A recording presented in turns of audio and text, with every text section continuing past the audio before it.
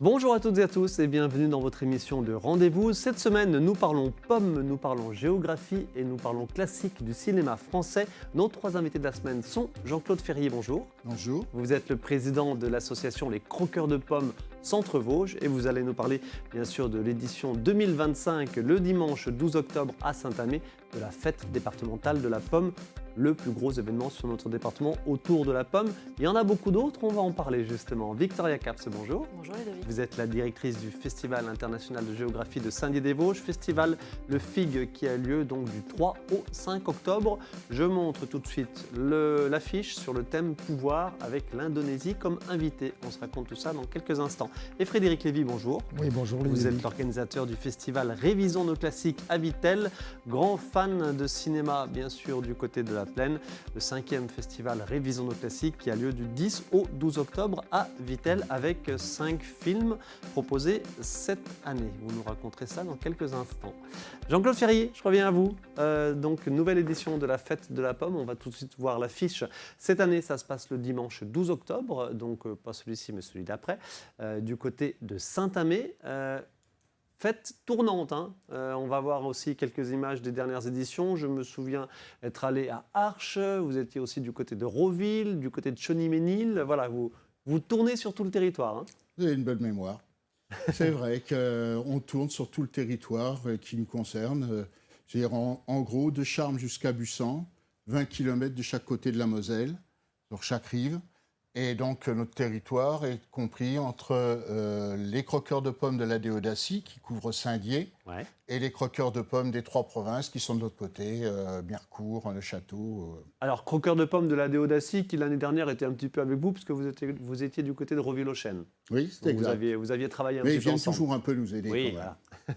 voilà. C'est une bonne ambiance autour de cette passion et de ce patrimoine évidemment de terroir et culinaire et gustatif autour de la pomme.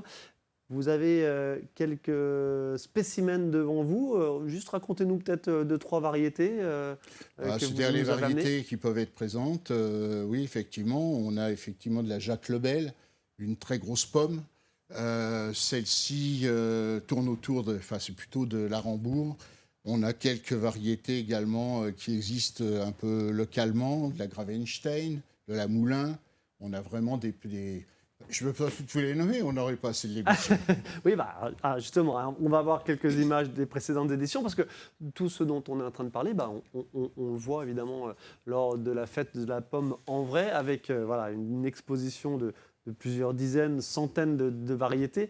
La raison d'être de cet événement unique au niveau départemental, la fête départementale de la pomme que vous organisez, vous, principalement, les croqueurs de pommes Centre-Vosges. L'idée, c'est quoi? C'est vraiment de rassembler toutes les connaissances, toutes les informations, tous les ateliers autour de la pomme. Et C'est des donner pommiers. des bonnes pratiques aux particuliers, essentiellement, puisqu'on couvre surtout un public de particuliers. Ouais. Mais d'un autre côté également, faire connaître les variétés anciennes qui existent. Il y en a beaucoup sur notre territoire. Les Vosges sont les pommes sont très nombreuses sur le territoire des Vosges. Et c'est vrai que quelque part, nos 120 variétés que nous exposons, on n'a pas que des pommes, hein, on a aussi des poires et les fruits du moment. Et donc, à partir de là, je dirais, c'est importer de la connaissance, des choses qui sont très modernes, tout en étant très anciennes, et donc un public de plus en plus intéressé par tout ce qui touche à la biodiversité. En fait. Avec, donc, on le voit en image, la possibilité, durant cette journée, d'être sensibilisé, d'être initié, entre guillemets, mais de façon assez Non, c'est courte. un public familial. Voilà, hein. mais je veux dire, vous initiez notamment à la taille, vous faites une démonstration de taille, il y a quelques explications, il y a de la photographie, on voit comme l'année dernière du côté de Roville-aux-Chênes. Et puis bien sûr, on l'a vu en image au début, là, vous pressez des pommes et vous faites déguster, ça c'est important. Alors ça, c'est l'activité principale, on va dire.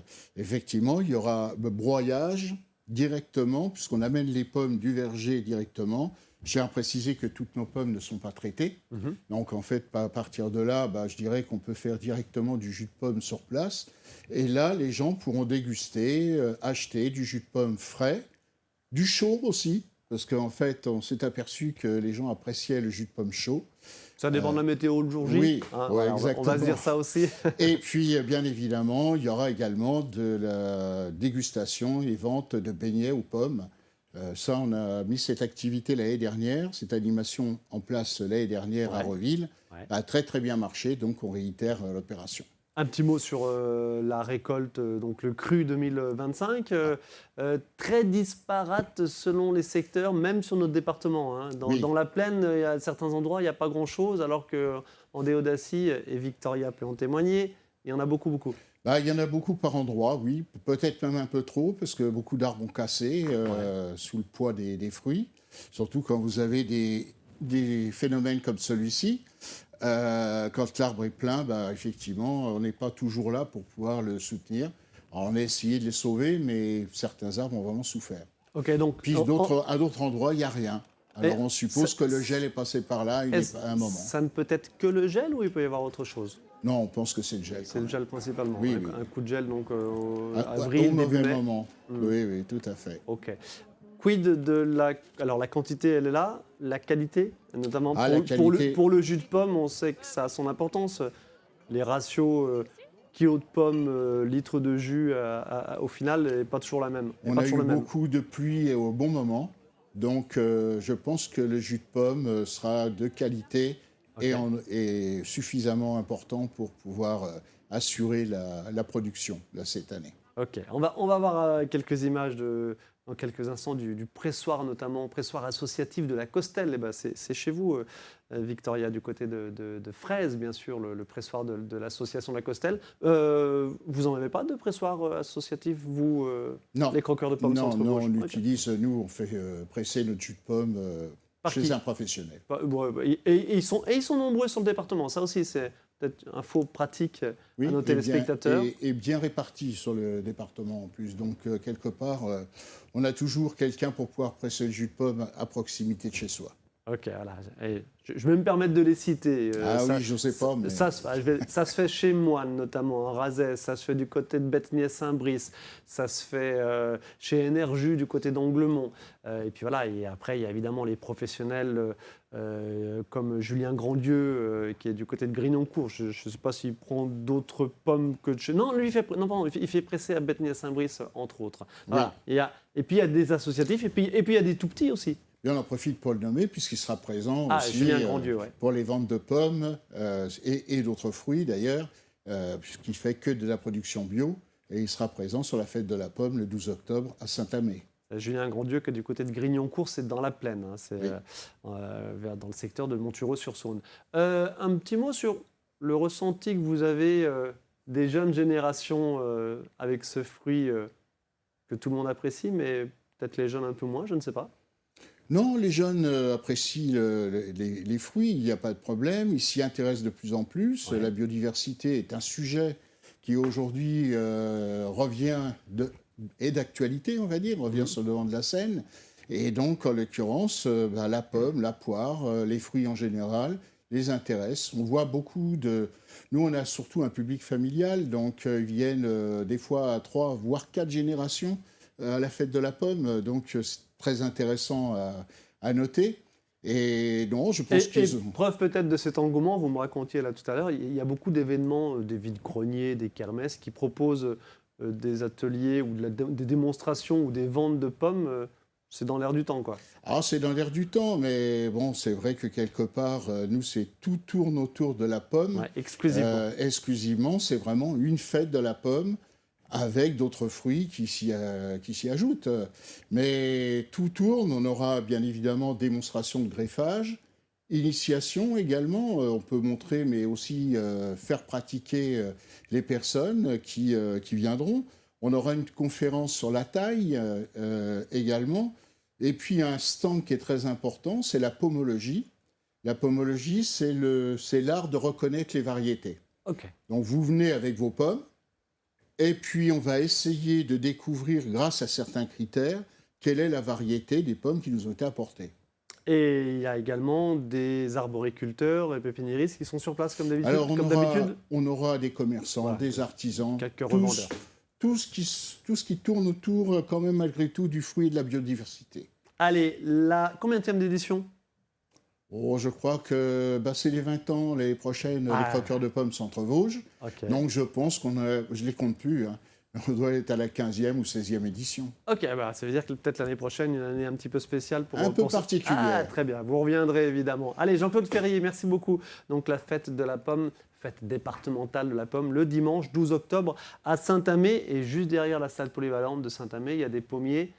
Donc il y a moyen de faire des activités vraiment sur le terrain. Oui. Merci beaucoup. Nous découvrirons tout ça sur place. On se voit sur le terrain. Merci beaucoup Jean-Claude Ferrier. Merci. Allez, on passe en déodacie avec Victoria Caps, donc directrice du Festival international de géographie. C'est la combienième 36e édition qui se passe du 3 au 5 octobre. Ça commence le vendredi, toute la journée, donc vendredi, samedi, dimanche. Rappelez-nous l'aura, l'importance de ce Festival international de géographie. C'est certes un festival scientifique.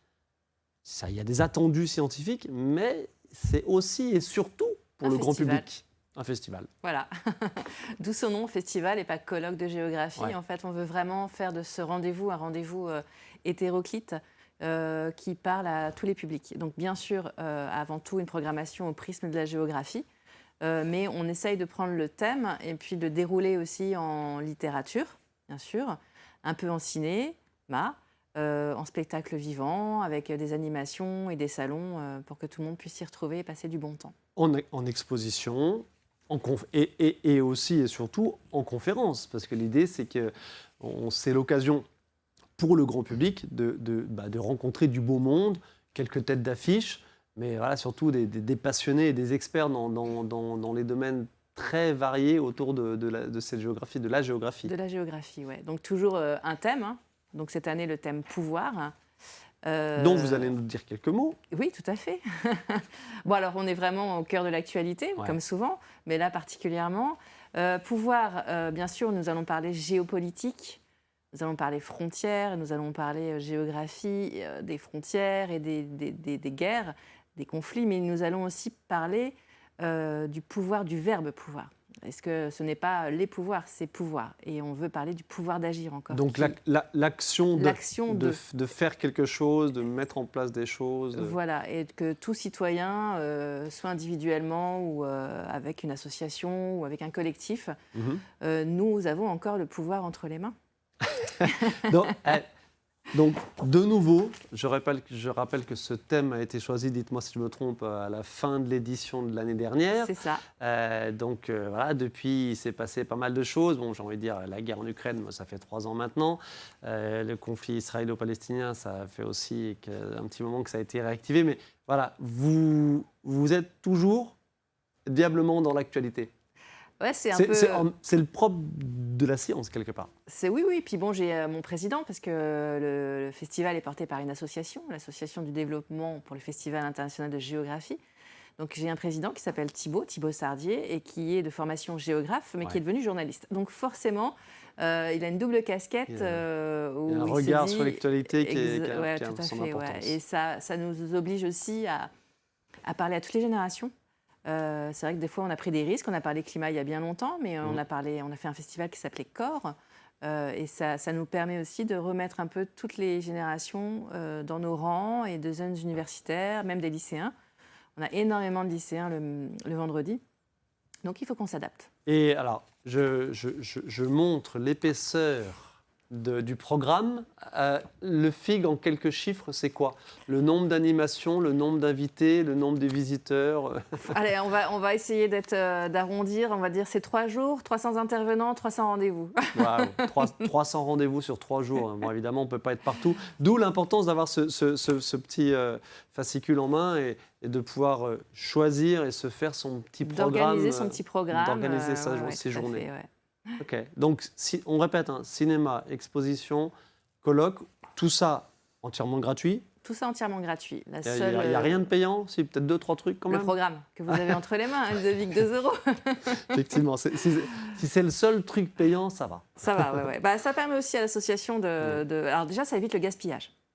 Parce qu'on s'est rendu compte que plus on en imprime, plus ils sont jetés, donc ça ne sert à rien. Donc on les fait payer, c'est vraiment la seule chose payante, comme vous le disiez.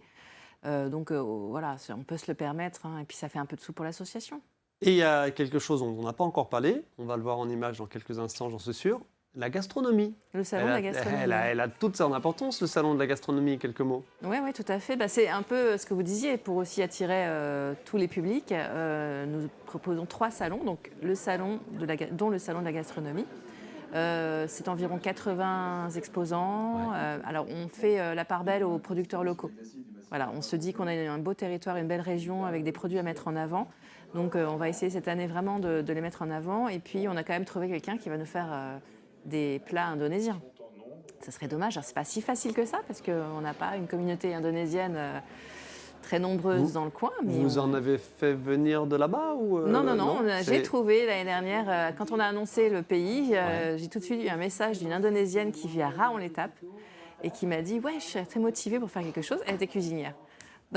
Extra. Donc l'Indonésie sera bel et bien présente et pas que sur l'aspect scientifique et bien géographique. sûr. Et géographique, littérature aussi. Littérature. Ouais. Un petit mot, parce que vous m'en touchiez un mot là juste avant, la littérature indonésienne, peu connue bien sûr par nos lecteurs en France, mais on a invité, on s'est dit c'est ça aussi le festival, c'est mettre en avant et faire découvrir. On a des festivaliers qui sont curieux, donc nous avons parié sur le plus grand auteur vivant indonésien qui s'appelle Eka Kurniawan, qui est un écrivain remarquable, vraiment, et traduit dans plus de 15 langues dans le monde.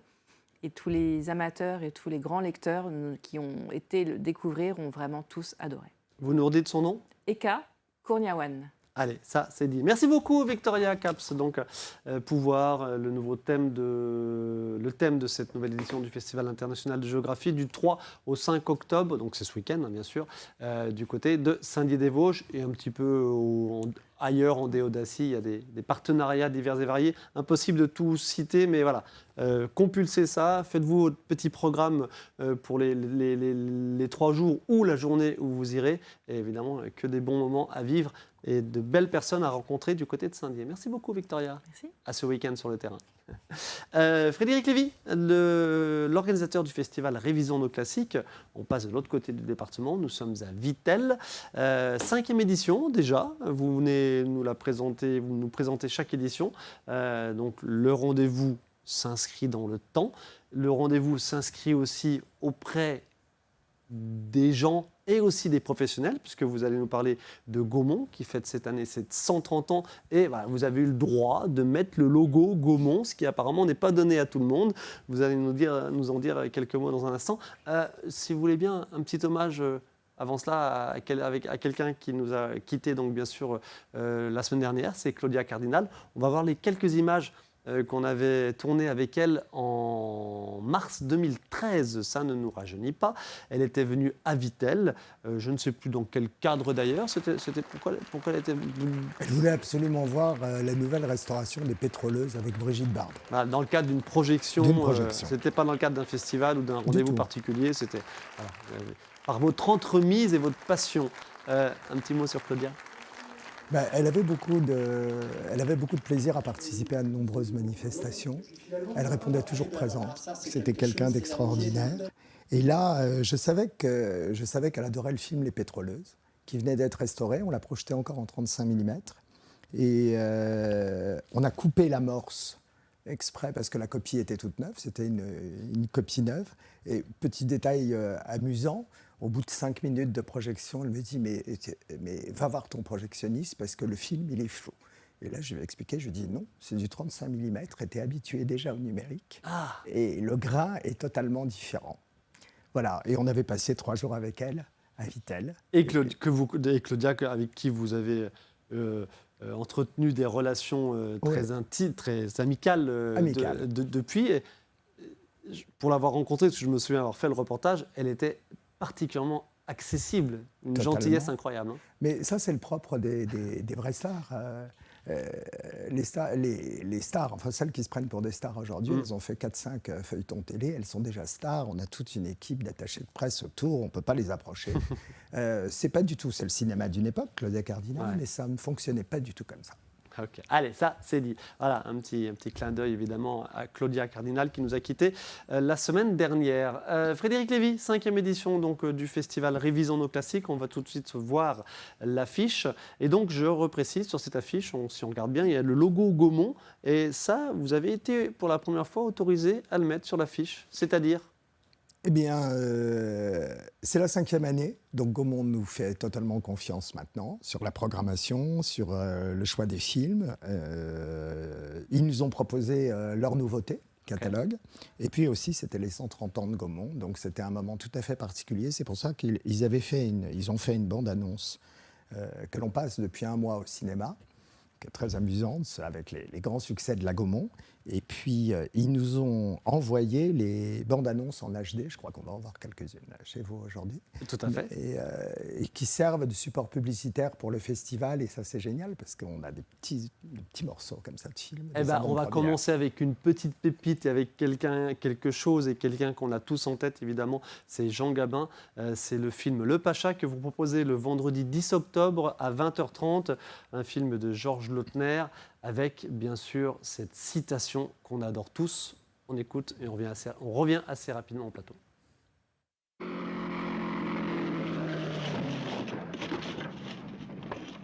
c'est pas la façon de conduire ton char en 39 que je critique, c'est la façon de conduire ta charrette aujourd'hui. À quoi tu penses? Je pense que quand on mettra les cons sur orbite, t'as pas fini de tourner. L'accident est arrivé comment?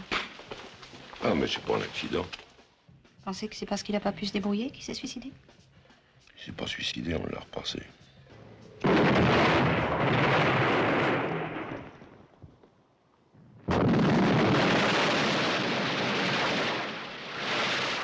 Allez, Frédéric Lévy, quelques mots sur ce film, ce classique évidemment, et ces dialogues pour le moins savoureux.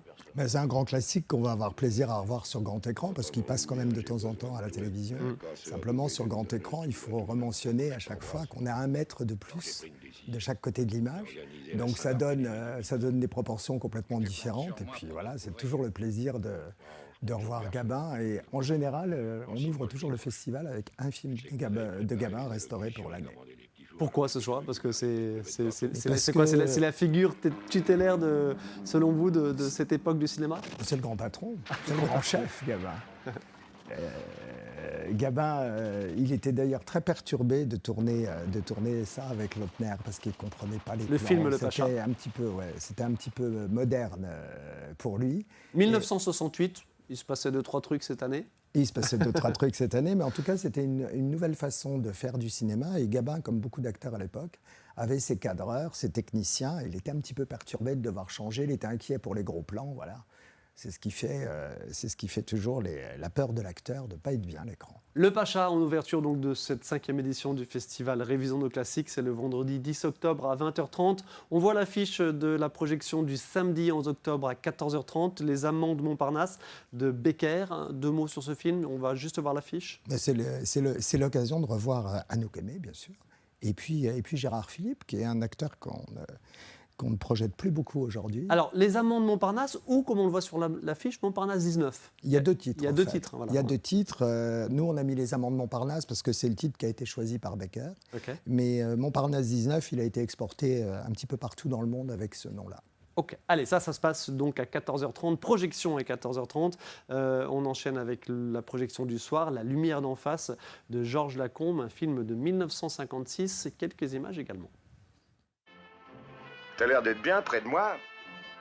Et puis tout d'un coup, je sais pas, plus d'Olivia. Vous êtes une chic fille, Olivia. Mais c'est pas comme ça qu'on regarde un homme qu'on aime.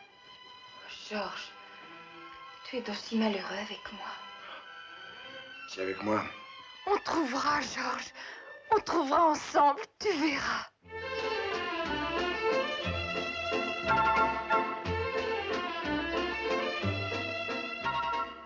Bah, patience, ça t'arrange peut-être, moi pas. La lumière d'en face, avec bien sûr Brigitte Bardot. Brigitte Bardot, dont c'était l'anniversaire dimanche. Ok. 91 ans. Et dont vous suivez aussi, dont vous avez des relations amicales, et vous êtes en Ouais. contact. Comment va-t-elle? Pardon? Comment va-t-elle? Elle va très bien. Très bien. Elle va très bien. Quel âge vous avez dit, pardon? 91. 91 ans. Brigitte Bardot. Donc Les Amants de Montparnasse, La Lumière d'en face, ça se passe le samedi 11 octobre à 20h30. On va voir l'affiche du film que vous proposez le dimanche 12 à 14h30, c'est Le Monde Charge. On ne l'a pas dit, mais tout ça est bien sûr au cinéma L'Alhambra de Vittel, j'ai oublié de le préciser en introduction. Le Monde Charge, donc de 1962, on va voir l'affiche. Marcel Bluval. Bluval, quelques mots sur ce film. C'est un superbe film avec Léa Massari. Normalement, c'était Brigitte qui devait tourner le film. Et ça ne s'est pas fait parce qu'elle était trop occupée. En tout cas, la Gaumont voulait refaire un grand coup entre Hossein et Brigitte parce que le couple d'acteurs exporte toujours plus facilement le film. Et Léa Massari, qui est partie il y a quelque temps d'ailleurs, cette année, avait été choisie par Robert pour jouer ce film qui s'est exporté partout et qui a été un grand succès sur une nouvelle de Frédéric Dard. Extra. Eh ben, c'est tout l'intérêt d'un festival comme celui que vous proposez, c'est bien sûr d'avoir toutes ces anecdotes et tous ces liens entre les films et la programmation. On passe sur le dernier film, mais juste quelques mots. Quand passent les faisans, donc d'Édouard Molinaro avec Michel Serrault. Deux mots sur ce film. C'est une comédie totalement déjantée. Totalement déjantée. 1965. Ouais, on finit toujours le festival par un blockbuster et quelque chose qui fait rire le public et qui détend. C'est le dimanche soir, voilà. C'est le dernier film du festival. Et il y a un casting prodigieux. Il y a Blier, il y a Meurice, il y a Jean Lefebvre, il y a Dalban.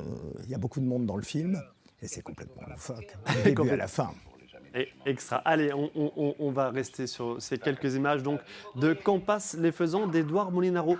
Donc ça, c'est diffusion le dimanche 12 octobre à 20h30. Merci Frédéric Lévy. Merci. 6e édition, qu'est-ce que vous avez dans les tuyaux très rapidement? Ça va être quelque chose autour d'un réalisateur. Parce qu'il y a une série de restaurations. Ouais, okay. Il y a une nouvelle restauration chez Gaumont autour de ce réalisateur et je pense qu'on va faire un programme très On n'en populaire. saura pas plus pour l'instant? Pas pour l'instant. Ben, vous viendrez nous en Prochaine parler. fois. Extra. Merci beaucoup Frédéric Lévy, donc 5e édition de Révisons nos classiques. Festival gratuit aussi. Absolument. Ça aussi c'est très important, j'ai oublié de le préciser en introduction. Il faut dire une chose, c'est que sans le soutien de la ville, on ne peut pas faire un festival gratuit. Parce qu'on peut avoir les meilleures idées du monde, si on n'est pas soutenu, il faut quand même leur dire, si on n'est pas soutenu par tout un réseau autour, on n'arrive pas à faire les choses. Mais là, en tout cas, c'est la particularité de ce festival, c'est gratuit. C'est gratuit pour redécouvrir les films au cinéma, mais aussi pour redonner le goût au grand écran. Et pouvoir revenir en salle pour voir autre chose que les classiques du cinéma. Merci Frédéric Lévy, merci Victoria Caps, merci Jean-Claude Ferrier. Ravi de vous avoir accueilli sur ce plateau pour vos événements respectifs. On se retrouve tout vite sur le terrain. Merci à vous de votre attention et à la semaine prochaine pour une nouvelle émission.